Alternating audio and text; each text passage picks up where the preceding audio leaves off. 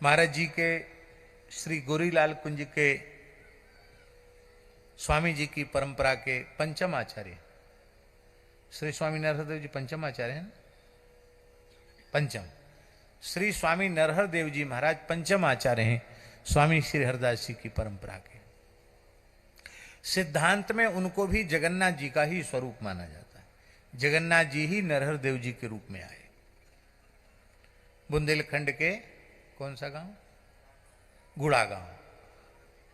गुड़ा गांव में कानिकुब्ज विप्र परिवार में श्री नरहर देव जी महाराज का आविर्भाव हुआ। पिताजी साधु सेवी थे। ये कथा भक्तमाल में नहीं, हम आपको सुना रहे हैं। जो फिर भक्तमाल की कथा तो सुनाएंगी, मूल में प्रियादासी की टीका में नहीं है। तो उस समय श्री रसिकानंद प्रभु श्री रसिक मुरारी जी महाराज 1200 साधुओं की जमात लेकर के गुड़ा गांव पहुंच गए और श्री नरहर देव जी के पूज्य पिताजी बड़े साधुओं के प्रेमी थे, साधु सेवी थे। संतों को बहुत अनुनय विनय पूर्वक रखा और उनसे प्रार्थना की कि आपके ठाकुर जी, जमात के ठाकुर जी क्या भोग लगाना चाहते हैं, कल क्या भोग लगेगा?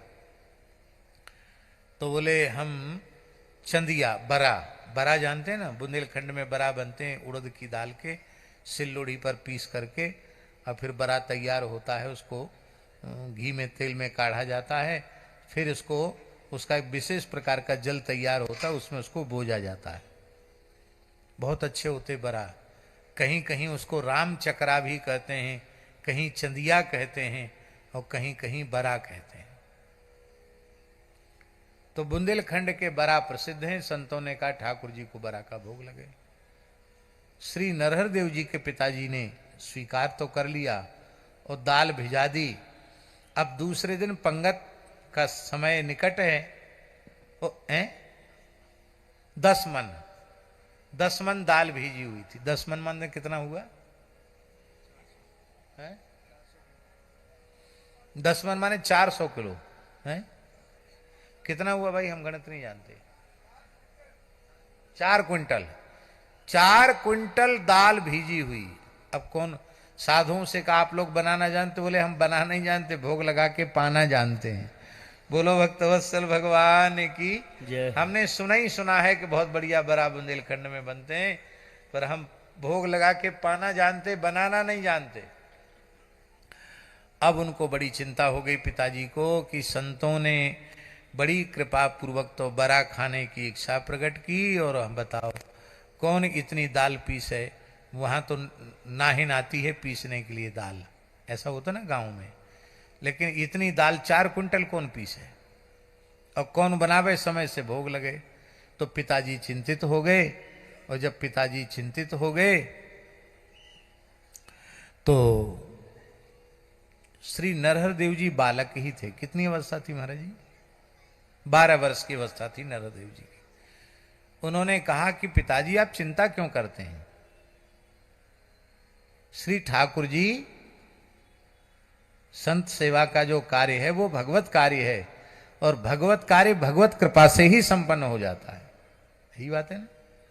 आप पूर्ण विश्वास करो।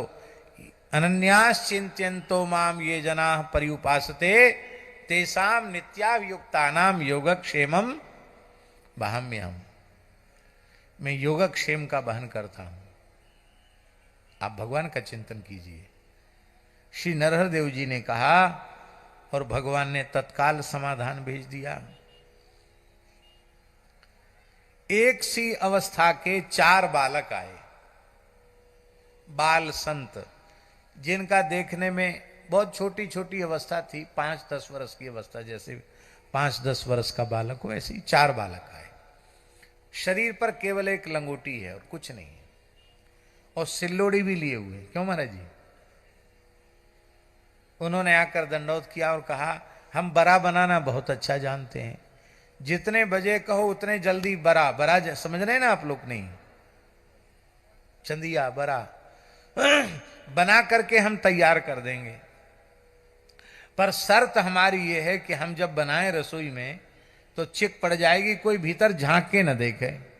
बोले ठीक है, कोई नहीं देखेगा, और भोग तो 12 बजे लगना ही है बरा का।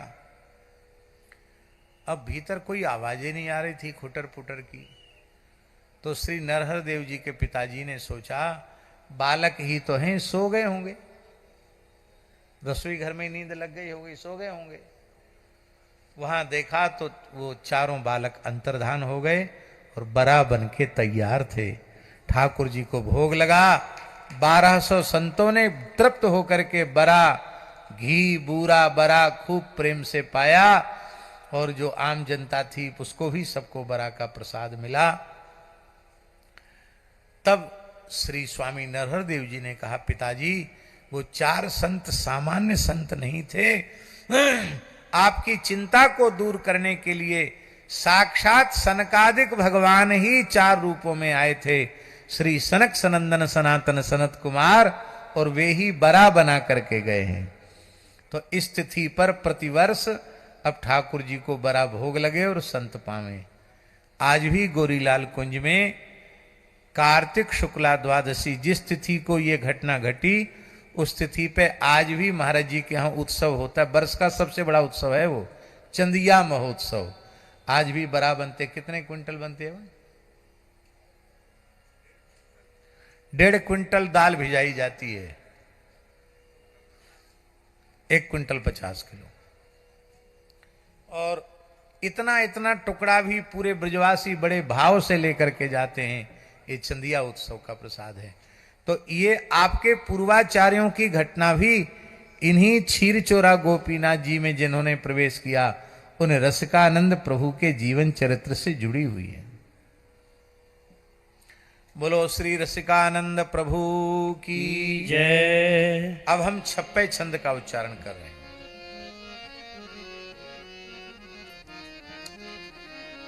श्री रसिक मुरारी उदार अति, मत गजहि उपदेश दियो। श्री रसिक मुरारी उदार अति, मत गजहि उपदेश दियो। बड़ा अद्भुत चरित्र है। हम आपसे प्रार्थना कर रहे हैं, आप यदि रसिक मुरारी जी का पूरा चरित्र भाव से सुन लें तो कोई ऐसी भागवत धर्म की निष्ठा नहीं है जो आप में परिपूर्ण रूप में प्रतिष्ठित न हो जाए। अद्भुत चरित्र है। रसिक मुरारी उदार अति, मत गजहि उपदेश दियो। श्री रसिक मुरारी उदार अति, मत गजहि उपदेश दियो। तन मन धन परिवार सहित सेवत संतन कहाँ। तन मन धन परिवार सहित सेवत संतन कहाँ।